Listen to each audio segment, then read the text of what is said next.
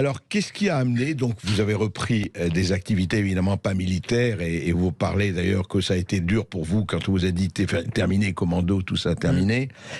Mais vous êtes allé dans l'aide humanitaire, et qu'est-ce qui vous a amené, il y a très peu de temps, en Ukraine? Tout à fait. Alors à la base, j'avais refusé. Donc en fait, j'ai des ex-collègues, des anciens militaires, Oui. qui sont infirmiers ou qui étaient auxiliaires sanitaires. Donc auxiliaires sanitaires, c'est urgentiste au combat, style urgentiste mur. Oui. Qui étaient en fait déjà depuis plusieurs semaines en Ukraine pour d'humanitaire médical. Moi, j'avais dit non. On m'avait demandé à plusieurs reprises, j'avais dit non, jusqu'à rencontrer l'un de mes collègues à Paris qui a su me convaincre. Donc là, j'ai changé d'avis. Je me suis dit, bon, ok, allez, je viens vous aider. Et voilà. Et pour aider en tant qu'infirmier. Enfin, exactement. À la base, soins, tout ça. pour la population. Hein. Pour la population, absolument. Voilà, pour aider les femmes et les enfants et tous les réfugiés et la population ukrainienne. Donc. C'était quand vous êtes parti quand? Là, je suis revenu il y a une dizaine de jours. D'accord. Donc et vous avez passé 16 jours. 16 jours, crois, exactement. Ça. Tout à fait en 2 fois. C'est ça, en 2 fois, c'est ça. Et vous étiez à Kiev, vous étiez où? Enfin, j'ai fait Kiev, Boutcha, le fameux Boutcha. Boutcha dont tout le monde parle. Oui. Voilà, où tout le monde parle. Et on était basé aussi donc à Lviv, la 3e ville à gauche. Et j'étais notamment à Lviv pendant le dernier bombardement, où il y a eu les 5 missiles qui ont atterri sur ça. Et donc nous principalement, juste pour rappeler ce qu'on faisait, c'est donc des transports d'équipements médicaux et des médicaments vers des hôpitaux précaires, et aussi sur les orphelinats, parce qu'il y a des orphelinats qui avaient énormément de besoins. On allait aussi soigner les réfugiés. Des médicaments et puis soigner. Et soigner principalement. D'accord. Et par la force des choses, on a aussi créé donc un réseau avec des militaires ukrainiens qui par la suite nous ont aussi demandé du matériel, des médicaments et le reste. C'est-à-dire, ça pouvait être des garrots tourniquets, des pansements compressifs israéliens, enfin tout ce qu'ils avaient besoin, ce qu'on a fait. Hein. C'est-à-dire qu'on les a aussi aidés par rapport au niveau du matériel. Mais voilà, moi j'y suis pas allé pour prendre part à cette guerre, j'y suis allé vraiment en aide humanitaire, je tiens bien à le préciser, mais malheureusement ça s'est pas toujours passé comme il... Voilà, nous allons en parler tout de suite après cette petite pause, parce que justement, vous avez un témoignage, vous êtes allé, vous étiez sur place, beaucoup de gens en parlent, ne sont pas sur place. Donc voilà, on va parler de cela et vous allez donner votre témoignage. Et comme tous les jours, vous nous appelez au 0826 300 300. Sud Radio. Sud Radio. Le parfum Terre de France, 100% des bénéfices au service de notre pays, présente... Ici Sud Radio. Les Français parlent au français. Les carottes sont cuites. Les carottes sont cuites. Sud Radio Berkov dans tous ses états. Adrien Bocquet, Lève-toi et marche, aux éditions Max Milo. On a écouté ce récit de courage et de guerre, mais justement vous étiez, vous, en tant que soignant, en tant que, effectivement, apportant des médicaments, du matériel médical en Ukraine, justement, il y a quelques jours. Vous avez passé 15 jours et qu'est-ce que vous avez vu alors? Parce que il y a des choses, on en a parlé hors antenne, et j'ai vu, il y a eu des choses quand même auxquelles vous avez assisté, vous le dites, et c'est important de mesurer, effectivement, et vous prenez la responsabilité de tout ce que vous dites, et vous avez vu des choses assez terribles, je crois. Tout à fait. Alors je vais assumer totalement ce que je vous dis. Moi, sur place, j'ai été témoin de crimes de guerre. J'ai vu beaucoup de crimes de guerre. Les seuls crimes de guerre que j'ai vus pendant les jours où j'étais sur place ont été perpétrés par des militaires ukrainiens. Et non pas par des militaires russes. Ce qui ne veut pas dire... Ce qui ne veut pas dire exactement, voilà, j'allais y venir, qu'il n'y a pas de crimes de guerre russes, mais il y en a aussi au niveau ukrainien. Vous avez assisté... Et on n'en parle pas. Ouais. C'est ça, moi. Quand je suis rentré en France, j'ai été extrêmement choqué, même des personnes qui sont invitées sur les plateaux télé à droite à gauche. 80% de ces personnes-là ne sont pas allées au moment où il y a la guerre et se permettent de parler, etc. Ça m'insupporte. Parce que entre ce que je vois et ce que j'entends sur les plateaux télé et ce que j'ai vu sur place, il y a une autoroute. Pour moi, c'est abominable. Je vais par exemple parler des militaires Azov. Les militaires Azov, à la base... Mais vous avez vu où ils sont partout? Ils sont partout. Ah, pas Ils sont seulement à partout, même à Azovstal ou etc. Même à où on Lviv. dit- Ils sont même à Lviv, à Même l'ouest. Oui. Ils ont leur scratch avec vous savez, le beau scratch néo-nazi. Ça se tient aussi à le dire. Pour moi, ce qui me choque énormément, c'est que l'Europe donne quand même de l'armement à des militaires, pour moi, néo-nazis, avec un sigle néo-nazi. On n'en parle pas, il suffit de regarder. C'est un ancien sigle SS qui est brandi partout en Ukraine. Et ça Partout, pose... et on le voit partout. Partout. Et ça ne pose aucun problème. Moi, j'ai travaillé avec ces gens-là, je leur ai donné des médicaments, etc. Vous savez quelles étaient leurs conversations devant moi ? Parce que je comprends un petit peu l'ukrainien et le russe, et beaucoup parlent anglais. Ils rigolaient de se dire que s'ils croisaient des juifs ou des noirs, qu'ils les dépeceraient. Ah, carrément. Voilà Ce qu'ils disaient devant vous. Voilà ce qu'ils disaient devant moi, et c'était leur conversation qui les faisait vachement rigoler. Voilà ce qu'ils disaient sur les juifs et sur les noirs. Ça, c'est la première chose. Oui. Ça, moi, je pouvais pas cautionner, mais sur place, je pouvais pas faire grand-chose. Et qu'est-ce que vous avez vu ? Vous dites que vous avez alors, assisté. Oui. J'ai vu donc des militaires russes qui ont été capturés et qui ont été donc du coup déjà bien malmenés et qui ont été, on va dire, attachés. Et en fait, on était dans une sorte de hangar et ces militaires russes qui ont été capturés arrivaient dans des petites fourgonnettes par 3 ou par 4. À chaque fois qu'ils faisaient descendre ces militaires, les militaires Azov ukrainiens leur demandaient qui est l'officier, qui est l'officier. Je vais vous expliquer pourquoi. Ou ils répondaient pas, ou ils répondaient. Chaque militaire qui descendait de cette fourgonnette se prenait une balle de Kalachnikov dans le genou. Alors qu'ils étaient sans défense, Et qu'ils étaient attachés. Ouais. D'accord ? Ce que je suis en train de vous dire là, j'ai des vidéos qui l'attestent. Sinon, je me permettrais pas de sortir des trucs pareils. J'ai des vidéos où on montre des militaires russes en train de se prendre des balles dans le genou. On ne sait pas trop pourquoi, parce qu'ils répondent pas à des questions. Et les gens qui avaient le malheur donc de dire c'est moi l'officier, se prenaient une balle dans la tête. Voilà comment ça se passe à Boutcha.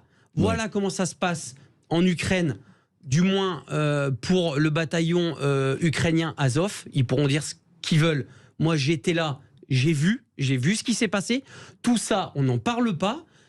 C'est vraiment... Je vais vous raconter encore quelque chose de beaucoup plus grave. Vous avez des bombardements tout le temps, on voit à la télé, etc. J'ai vu donc des journalistes américains. Il y a des bombardements qui atterrissent dans un petit parc que vous avez dû voir à côté de Boutcha, entre Boutcha, à l'est de Boutcha. D'accord. Et ces Américains donc font une vidéo et disent ben voilà, c'est les bombardements russes, ça atterrit dans un parc, c'est inadmissible et tout. Je vais les voir, je dis mais pourquoi vous dites ça, etc. et tout. On m'a dit mais c'est pas grave, ça fera des images. Et vous savez ce que c'était ces bombardements ? En fait, vous avez des petits obus. Donc vous aviez, si vous voulez, une cible qui était russe à l'époque, il y a quelques semaines, et vous aviez donc une équipe d'Azov avec qui j'étais, qui était en train de régler donc des petits mortiers pour envoyer des obus qui se règlent, si vous voulez, avec des petites à la main, d'accord ? Et en fait, ça avait été mal réglé. Et ça arrive une fois sur 2, une fois sur 3. Donc ces obus, au lieu d'atterrir à 100 mètres plus loin où il y avait justement les militaires ou du matériel russe, atterrit dans le petit parc. Et on fait passer ça pour des bombardements russes. Ouais. Au bout d'un moment, il faut arrêter. Et je vais vous rappeler une règle simple de la guerre. Vous avez par exemple les Ukrainiens, les Russes, qui se tirent dessus, d'accord ? Je vous donne un exemple simple. Vous êtes en plein dans la ville, ils se tirent dessus, ils s'envoient des obus. Dans les deux sens. Si les Ukrainiens ratent leur cible, l'obus va atterrir où ? Pas sur les Russes. Donc dans une maison ou dans un bâtiment ukrainien. Et la même chose, bien sûr, pour les Russes. Bien sûr. Pourquoi on ne parle pas de ça ? Et donc tous les bombardements, toutes les bombes, tous les obus qui atterrissent à Boutcha, à Kiev, etc., c'est du russe. Il faut arrêter. Oui, il faut un petit peu réfléchir. Il y a des deux côtés, les crimes se font des deux côtés. Mais bien sûr, et encore autre chose. Et là, je vais enfoncer le clou, mais c'est pas grave, j'en assumerai les conséquences. J'étais à Lviv, j'étais à l'hôtel, il y a eu des bombardements. J'étais à 500 mètres d'un missile qui atterrit, où je dormais, tout a pété, les glaces, etc. Je vais tout de suite sur place, et en fait, on s'aperçoit que les 5 missiles, il y a 4 missiles qui ont tapé des dépôts d'armement. Des dépôts d'armement qui venaient d'Europe, qui avaient été stockés à Lviv en attente que ça soit amené à Kiev et dans des unités. Vous savez où est-ce qu'il les stocke, l'armement qui arrive d'Europe ? Eh bien, il les stocke dans des locaux et dans des maisons civiles, sans que les gens le sachent. Donc ils arrivent la nuit, je vous donne un exemple, ils arrivent la nuit, ils ouvrent un local, parce que les gens ils sont là, ils vont s'en apercevoir. Pas forcément, parce que y a beaucoup de camionnettes civiles, comme des HL, vous voyez ce que je veux dire, vous voyez pas ? Ils mettent des caisses d'armement dedans, et ils mettaient arrivent dans des un immeubles local civils, exactement, habités civils, ou sinon collés à des habitations. Qu'est-ce qui s'est passé pour Lviv ? Des drones ou je sais pas quoi à repérer, ils ont bombardé. Résultat des courses, 8 civils morts, 2 enfants à l'hôpital, il me semble qu'il y a eu un enfant qui est mort. Ah, les Russes, ils ont tué. Non mais attendez, vous pouvez m'expliquer pourquoi l'armement, en plus l'armement qui vient d'Europe, est stocké à côté de civils ? Vous savez comment j'appelle ça ? J'appelle ça se servir de la population comme bouclier humain. D'accord ? Je ne vois pas comment... Hélas, ça se passe dans certains pays, c'est terrifiant, vous avez raison. Dites-moi, Botcha. On a vu toutes les photos de Botcha. Alors, là, il y a eu très grande polémique. N'étant pas là, je me garderai d'avoir un avis quelconque. Alors, vous savez, il y a eu les cadavres, même Ursula von der Leyen, tout le monde est venu voir le massacre des Russes. C'est du spectacle pour vous ? C'était un spectacle. C'est-à-dire que... Non, mais est-ce que c'est vrai ou c'est pas vrai ? C'est vrai, mais des cadavres ont été laissés volontairement, même certains cadavres ont été déplacés pour que des images soient faites. Je vous dis pas que les cadavres c'était des faux cadavres, c'était des vrais cadavres. Ça, il y a pas de souci. Non, mais effectivement, les crimes sont des deux côtés, il faut le répéter. Exactement. Mais vous dites, on ne parle pas de ce qui se passe. Exactement. Je ne dis pas que la Russie ne fait pas de crimes de guerre. Attention, je ne dis pas que la Russie, c'est pas leur faute. Bref, c'est pas du tout ça que je dis. Ce que je suis en train de vous dire aujourd'hui, c'est qu'au bout d'un moment, je pense qu'il faut parler un petit peu aussi de l'Ukraine, des crimes de guerre de l'Ukraine, parce qu'il y en a. Donc toutes les personnes qui sont sur les plateaux télé et qui disent l'inverse, je les invite à venir et à aller à Boutcha et d'aller sur place et d'aller voir ce qui s'y passe au lieu de parler là pour dans le vent, c'est insupportable. Et autre chose, je pense que les militaires Azov, il y a quand même des sacrées questions à se poser parce que je vous rappelle l'armement qu'on donne, c'est principalement à ces unités-là. Mais Azov n'est qu'une toute petite partie. Non. Alors, à la base, ils sont 5 000. On nous dit qu'Azov, c'est pas grand-chose. Je vais vous expliquer. À la base, ils sont 5 000. Sauf qu'à côté de ça, vous avez des volontaires engagés, plus des volontaires de tout coin qui viennent. Donc, vous multipliez par 3 ou par 4. Donc, ils sont à peu près minimum 20 000. 20 000 pour l'Ukraine, c'est un bataillon qui est énorme, hein. Donc, et ils sont répartis un petit peu à droite à gauche, avec leur super logo néo-nazi dans toute l'Ukraine, ça dérange personne, et ils récupèrent des armes de l'Europe avec un sigle néo-nazi SS, et après vont commettre des crimes de guerre. Je vous le dis, moi j'ai été militaire. Quand je vois un jeune de 19 ans russe ou d'un autre pays qui se fait prendre 2 balles dans le genou alors qu'il s'est rendu, qu'il a les mains attachées et qui répond pas, on le laisse se vider de son sang, ça s'appelle un crime de guerre, ça. D'accord ? J'ai des dizaines et des dizaines de vidéos qui prouvent ce que je suis en train de vous montrer de ces crimes de guerre. Sinon, je me permettrais pas de venir sur votre plateau et de sortir des trucs pareils. Voilà. Adrien Bocquet, vous avez vu, juste une question avant de donner la parole aux auditeurs, vous avez vu des étrangers, enfin des non-ukrainiens venir, des volontaires, je parle militaires. Hein, des mercenaires. Il y a beaucoup de mercenaires français, américains, qui sont sur le sol ukrainien. Vous dites mercenaires ou moi, volontaires parce que vous militants parce qu'il y a peut-être des militants qui viennent par conviction. Les deux. Les deux, mais moi, j'ai vu surtout des groupements mercenaires, donc des groupements autonomes. C'est-à-dire que vous pouvez avoir 5-6 mercenaires américains, français, qui sont ensemble, qui ont des armes que l'Ukraine leur donne avec des autorisations, et ces gens-là font certaines choses sous ordre de certaines personnes en Ukraine, etc.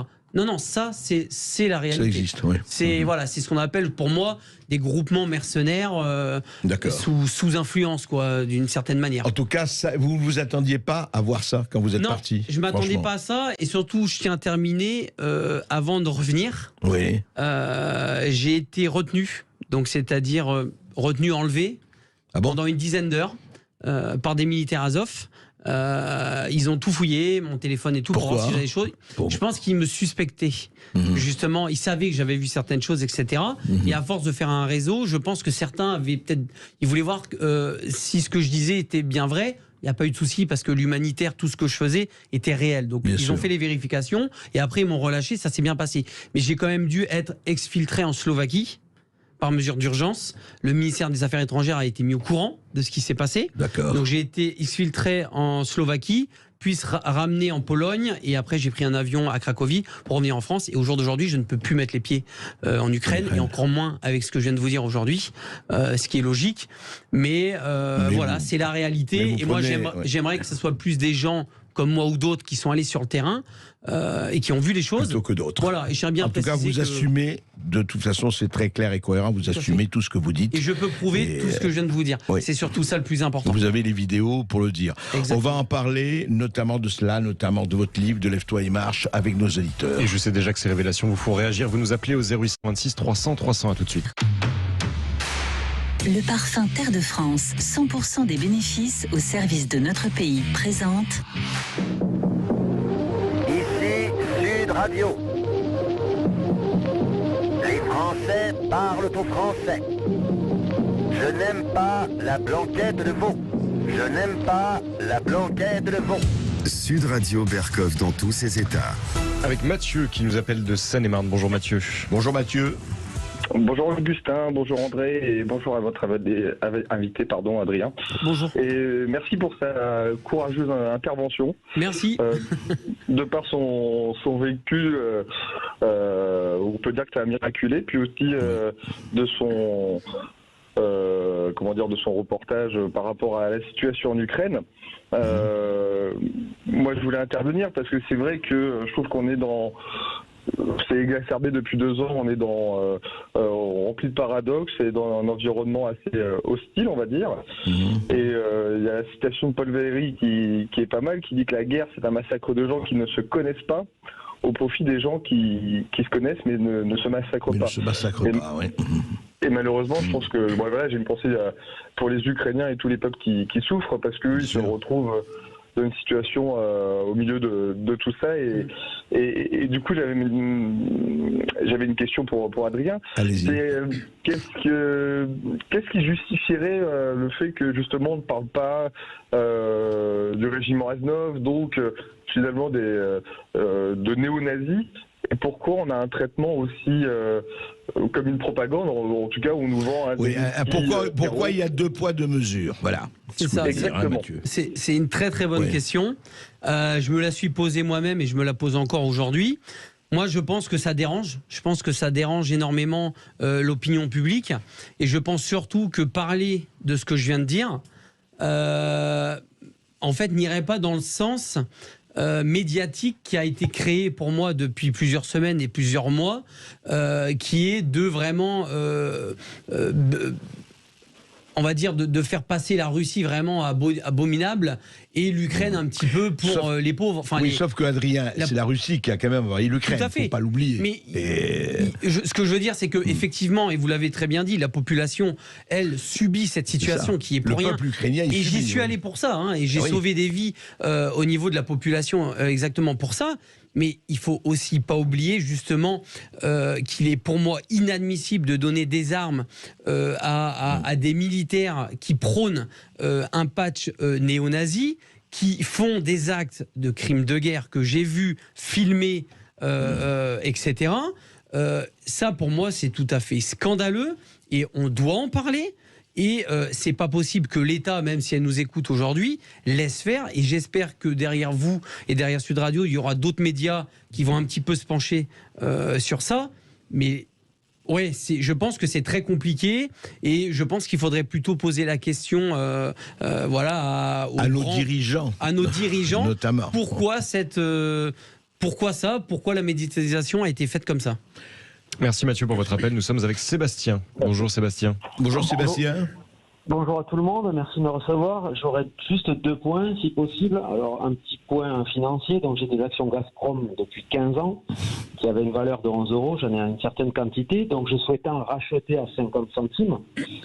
Et ma banque m'a interdit, il m'a dit que je ne pouvais pas le faire suite aux sanctions européennes. Donc ce qui veut dire que moi en particulier, je suis sanctionné, privation de liberté, et finalement d'utiliser mon argent comme je le souhaite pour peut-être améliorer le quotidien. Ce que j'aurais aimé savoir là-dedans, c'est est-ce que ces sanctions ont été prises de manière légale, sachant que depuis Boutcha, ça a été accéléré. Est-ce que toutes les procédures ont été respectées? Est-ce qu'un collectif a été mis en place? Des avocats travaillent dessus. Et le deuxième point, André, si je peux me permettre. Le deuxième point, et après je vous laisserai finir, c'est au lieu d'interdire certains médias, comme on l'a vu, je pense que certains généraux, j'ai été militaire moi aussi à l'école militaire d'Haute-Montagne, pendant 17 ans, j'étais formateur.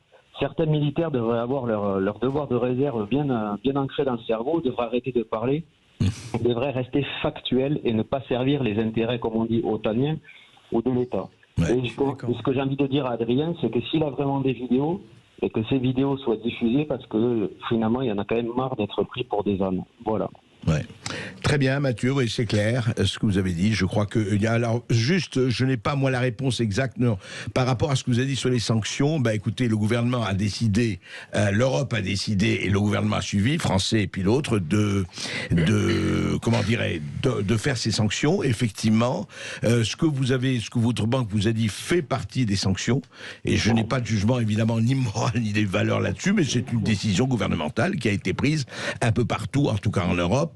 Et évidemment, on voit très très bien, et nos économistes en début d'émission l'ont dit, que en fait, ces sanctions n'ont absolument pas appauvri la Russie aujourd'hui, bien au contraire, avec le rouble qui est à la hauteur où il est. Et pour le reste, effectivement, c'est ce que j'appelle des sanctions à double jeu. Mais vous savez, il y en a qui jouent aux échecs avec 10 points d'avance, et il y en a d'autres qui jouent à la canasta ou à la belote. C'est pas tout à fait la même chose.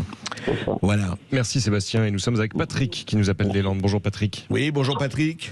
Oui, bonjour André, bonjour Adrien. Bonjour. Je vous appelle parce que je suis un frère d'armes à Adrien, plus ou moins, puisque j'ai servi 30 ans dans les parachutistes, et je voulais simplement, dans un premier temps, témoigner toute mon admiration en ce qui le concerne, puisqu'il fait partie de ces gens qui ont des valeurs encore, et ça ne m'étonne pas dans ce métier que nous avons pratiqué tous les deux, et qui témoignent de choses sur le terrain.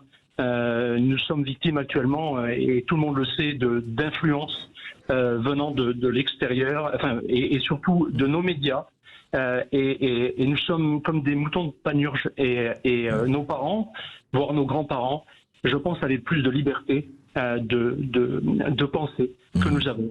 Moi, je veux juste dire que j'étais à Sarajevo il y a quelques années, et qu'il avait été présenté, les méchants avaient été désignés, et les méchants étaient les Serbes.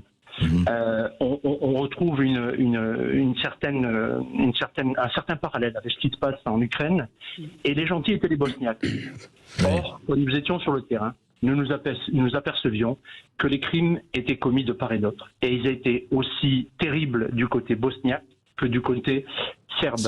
Et voilà, et c'est toujours pareil, c'est la retransmission des éléments du terrain sur l'opinion. Voilà, tout simplement. Oui, merci Patrick. Effectivement, le fait d'être sur le terrain vous donne quand même une autre, je dirais, une autre appréhension. Et puis enfin, la réalité, quoi. La réalité, elle n'est pas sur un fauteuil de médias. Ce qui est hallucinant, c'est l'écoute et surtout la médiatisation qu'on donne à des personnes là qui sont depuis des semaines et des semaines sur les plateaux télé, etc., qui ne sont pas allés sur le terrain ou qui y sont allés avant la guerre, et qu'on écoute avec la bouche ouverte. C'est pas possible. C'est pas possible. Il faut écouter des gens qui sont allés sur place, comme moi et comme bien d'autres. Il faut arrêter d'écouter justement les bien-pensances là, en disant les méchants. Non, il faut aller voir la réalité. Et la réalité, c'est pas du tout ce qui est dit depuis des semaines sur les plateaux télé. Je suis désolé. Et ce qui est bien, c'est qu'aujourd'hui, je peux le prouver.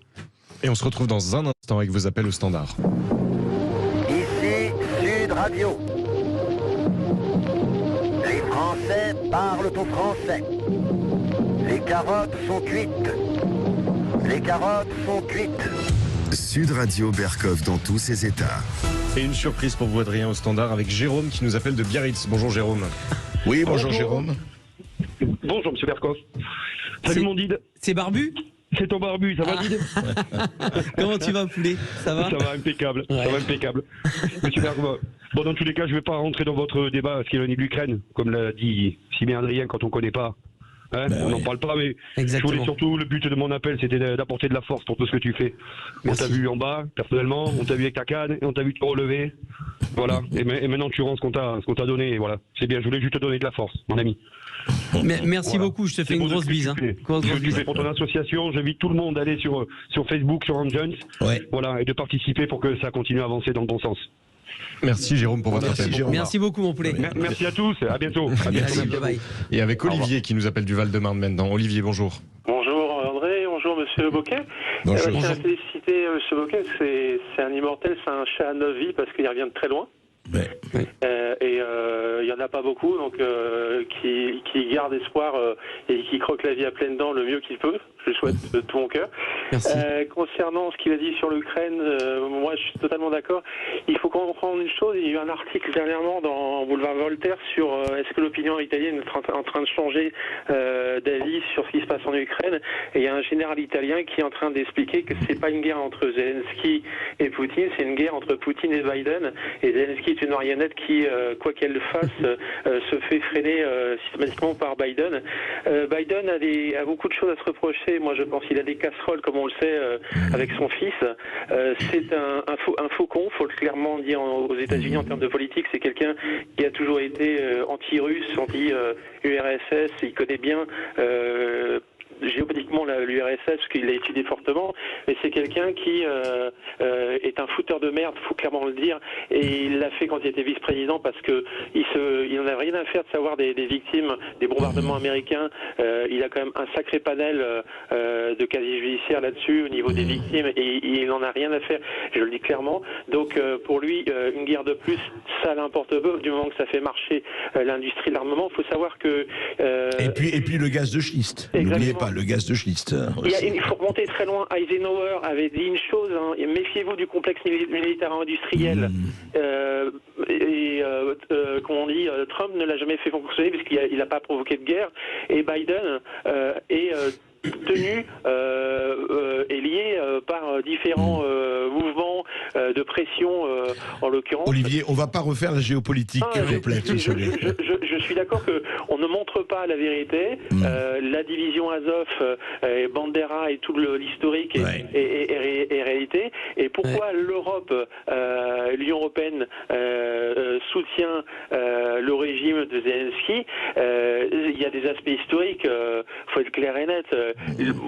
On est des pyromanes, on a des dirigeants pyromanes qui vraiment veulent nous emporter dans une guerre et qui ne nous concerne pas. On peut dire que évidemment c'est triste ce qui se passe. Oui, on peut dire quand même que la Russie a envahi l'Ukraine. Hein. Faut pas l'oublier quand même. Faut pas l'oublier, mais 30 ans d'irrespect et chaque fois que Poutine voulait faire des négociations, on lui envoyait des insultes dans la face et il a dit terminer la récréation diplomatique. Il y avait aussi, il faut le savoir, les bombardements dans le Donbass des populations russophones. 2014. Voilà, faut pas oublier les 14 000 morts russophones en 8 ans au niveau du Donbass. Que personne n'en a parlé pendant 8 ans. Il faut comprendre aussi qu'à un moment, il y a eu un point sur la table. Bon, ça a pris des proportions, je pense, au-dessus du Donbass. Mais il ne faut pas oublier ces 14 000 morts russophones sous le Donbass. Qu'aurait fait Macron s'il y avait eu 14 000 Français morts dans un pays autre? Peut-être qu'il aurait fait la même chose. Donc, il faut quand même se poser les bonnes questions et savoir aussi l'histoire réelle de l'Ukraine. Et je tiens à rendre hommage à quelqu'un qui est allé sur le terrain, enfin en tout cas que nous avons reçu ici à 2 reprises, qui est Anne-Laure Bonnel, qui est une journaliste française, qui est allée dans le Donbass et qui est allée déjà en 2014, etc. et qui a raconté ce qui connaît très bien. Passé. Et c'est vrai qu'ils ne sont pas nombreux. Il y a Adrien Boquet, il y a Anne-Laure Bonnel, il y a quelques-uns, mais voilà, c'est important aussi. Et on ne sait pas si vous êtes allé en Ukraine, Emmanuel, mais vous nous appelez de Pessac. Bonjour Emmanuel. Bonjour Emmanuel. Bonjour Adrien, bravo pour votre combat. Merci André de me donner la parole. Je vais être rapide parce que c'est la fin et puis je pense qu'il y a encore beaucoup de choses à développer. Simplement, il faut se rappeler quand même qu'avant que Poutine intervienne, les plus gros des troupes ukrainiennes étaient quand même massés aux frontières du Donbass, même depuis 14 ans bien sûr, mais là il y avait quand même une grosse partie des troupes ukrainiennes massées sur cette frontière. Donc on peut imaginer qu'ils étaient prêts à intervenir de toute façon. Je pense que, comme vous l'avez dit à l'instant, ni la France ni les États-Unis auraient accepté une telle massification de troupes à ces frontières sans intervenir à un moment. C'est là. Rappelons-nous les missiles de Cuba en 63. C'est un très bon exemple, bien sûr. Exactement. Et il y a quelqu'un qui en parle très bien aussi, que vous pourriez éventuellement un jour interviewer, c'est monsieur Xavier Moreau, qui est un ancien Saint-Cyrien qui vit en Russie, qui tient un blog qui s'appelle Stratpol et qui explique bien justement les objectifs. Moi, ce que je trouve indécent, c'est effectivement le double poids deux mesures, le fait qu'on fasse passer effectivement les Ukrainiens pour des sauveurs, et quand on voit l'état de Zelensky dans ces quelques vidéos, ça fait un peu peur. Donc voilà, je vais pas vous retenir plus longtemps. Je finirai juste sur une citation de Hemingway, qui date de 1935. Donc on est un peu dans des périodes malheureusement qui y ressemblent. C'est la première panacée pour une nation mal dirigée est l'inflation monétaire. La seconde est la guerre. Les deux apportent prospérité temporaire et destruction indélébile. Les deux sont le refuge des opportunistes économiques et politiques. Je pense qu'on est en plein dedans. À retenir cette citation de Hemingway. En tout cas, merci pour votre courage, monsieur Adrien, et vous aussi, monsieur Berkov, pour donner la parole justement à autre chose. Merci. Bonne journée.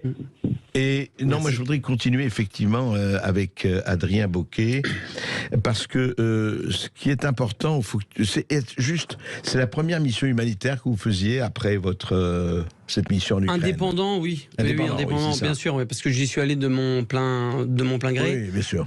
Bien sûr, avec, je tiens à préciser aussi qu'il y avait des ONG sur place et qu'on travaillait avec ces ONG. Par exemple, les ONG nous disaient il y a besoin de médicaments, de matériel dans cet hôpital. Moi, j'étais là donc pour organiser le convoi, sécuriser le convoi, etc. Donc forcément, parce que tout le monde va se poser la question, je suis handicapé, comment je faisais? J'allais pas porter des cartons, j'étais tout le temps pratiquement dans une voiture. J'étais plus là pour organiser et gérer pour autre chose. Mais sinon, oui, c'était vraiment ma première, on va dire, autonome, quoi. Et dites-moi, alors justement, ça m'intéresse par rapport à ce témoignage dont vous parlez. Beaucoup de gens, est-ce que les humanitaires qui ont vu, enfin certains ont dû voir ce que vous avez vu, bien sûr, réagissaient comme vous disaient, attendez, ça me concerne pas. Comment ça se passe? Je vais quand même vous dire, les volontaires qu'il y a sur place, déjà, il y en a très peu. Qui vont en Ukraine, ils restent au niveau de la frontière. Les seuls qui vont rester un peu dans l'ouest, et on est vraiment très très peu de volontaires comme moi à aller jusqu'à Kiev ou à Boutcha. Je ne vais pas vous dire sur les doigts d'une main, mais presque. C'est vraiment comme ça. Ces gens-là, où sont des anciens militaires, où sont des anciens journalistes et tout, donc je ne vais pas dire qu'ils ont l'habitude, mais je pense qu'ils savent comment ça se passe. Donc voilà, j'ai envie de vous répondre, oui, il y avait pas foule, parce que ça reste quand même dangereux. Il faut aussi anticiper pas mal de choses. Bien sûr. Que ce soit la réaction des militaires, la réaction des gens qui sont là, de savoir se mettre aussi à l'abri au bon moment et au bon endroit. Tout ça, malheureusement, il faut aussi le savoir. Donc si vous n'êtes pas journaliste de guerre ou ancien militaire, vous prenez des risques quand même inconsidérés. Et je tiens à le signaler, un volontaire qui connaît rien, je le déconseille totalement d'aller en Ukraine. Il faut un minimum de billets pour aller sur un terrain en guerre. Ça, c'est clair et net. Et d'être entouré et d'avoir les bons contacts. Ça, c'est la base. Et c'est vrai qu'il y a des journalistes qui vont en Ukraine, qui y vont, et salut à eux. Après, effectivement, il faut dire ce qu'on voit, quoi. Et ce que vous posez à Adrien Bocquet, on va revenir un peu sur votre livre à la fin, mais c'est qu'au fond, il faut partir sans préjugés, il faut avoir question à tout, il faut partir, faut pas être je suis tel dans tel camp ou dans tel camp, je regarde. Moi je suis parti à la base pour sauver des vies, femmes, enfants, réfugiés, les aider. J'ai des compétences ukrainiens, principalement ukrainiens. J'avais des compétences médicales, donc je les mettais en œuvre. On a même fait des formations, on a même formé certains militaires aux blessures de combat. Donc j'ai même formé des militaires ukrainiens, juste voilà, pour qu'on remette un petit peu les choses à sa place. Donc j'étais vraiment là, moi, dans une action humanitaire médicale d'urgence, rien d'autre. Et voilà, et je voulais pas prendre parti parce que j'étais pas là pour ça. Et voilà, sauf que j'ai vu ce qui s'est passé, j'ai entendu des choses abominables, j'ai vu des choses abominables et je m'attendais pas du tout à ça. Parce que si vous regardez les médias et vous allez en Ukraine, mais c'est pas une gifle que vous prenez, c'est 3 coups de poing. Parce qu'entre ce qui est dit là, en France et quand vous arrivez sur place, ce qui se passe réellement, ça n'a rien à voir. Ça n'a rien à voir. Ah oui, mais complètement. Ça... Ouais.